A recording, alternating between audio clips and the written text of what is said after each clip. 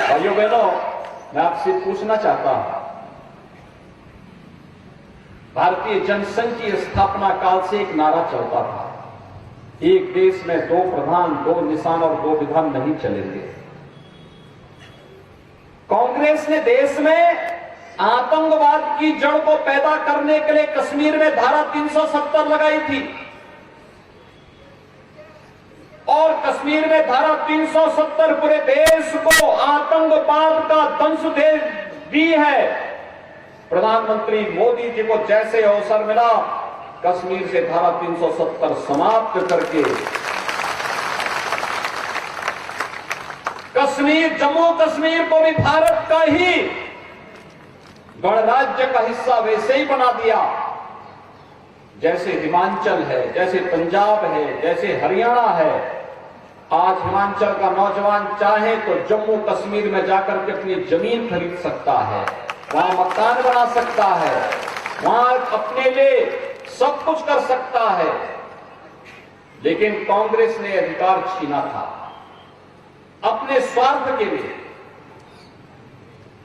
अपने vote bank को बनाए रखने के लिए। लेकिन भारतीय जनता पार्टी के नेतृत्व की, मोदी जी के नेतृत्व की सरकार ने अधिकार आपको दिया। क्या कश्मीर से धारा 370 कांग्रेस हटा पाती? मैं पूछना चाहता हूं, क्या कांग्रेस हटा पाती? क्या अयोध्या में राम मंदिर का निर्माण कांग्रेस करा पाती? और भाइयों बहनों, क्या ये एयर स्ट्राइक और सर्जिकल स्ट्राइक कांग्रेस का नेतृत्व कर पाता? भाइयों बहनों, जब कांग्रेस न आपको सुरक्षा दे सकती है, न सम्मान दे सकती है, न विकास करा सकती है, तो फिर कांग्रेस को हमें चुनना ही क्यों है? कांग्रेस का हाथ माफियाओं के साथ सदैव रहा। माफिया, हर प्रकार का माफिया। भाइयों बहनों, वह ड्रग का माफिया हो, वह पशु माफिया हो, वह खनन माफिया हो, वह भू माफिया हो, वह वन माफिया हो, ये जितने भी माफिया हैं, कांग्रेस का उससे बहुत नजदीक का संबंध है। और अपने शासनकाल में कांग्रेस ने यही किया है। आपने देखा होगा टेलीविजन में वो दृश्य, जब उत्तर प्रदेश में जब हमारी सरकार आई और वहां के माफिया भागने लग गए, तो एक माफिया ने पंजाब में आकर के कांग्रेस की सरकार की यहां शरण ली थी और मैं सुप्रीम कोर्ट तक लड़ा था, फिर उस माफिया को यहां से वापस उत्तर प्रदेश में लेकर के गया था।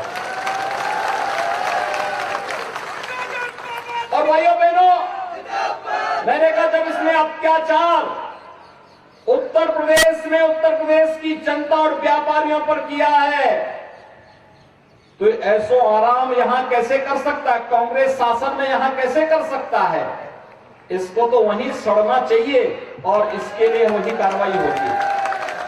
और हम लोग उसको लेकर गए तो सुप्रीम कोर्ट तक एक लंबी लड़ाई हम लोगों ने लड़ी थी। भारतीय जनता पार्टी का कार्यकर्ता यह नहीं कह सकता है कि पहले मैं और फिर देश, कभी नहीं कहता।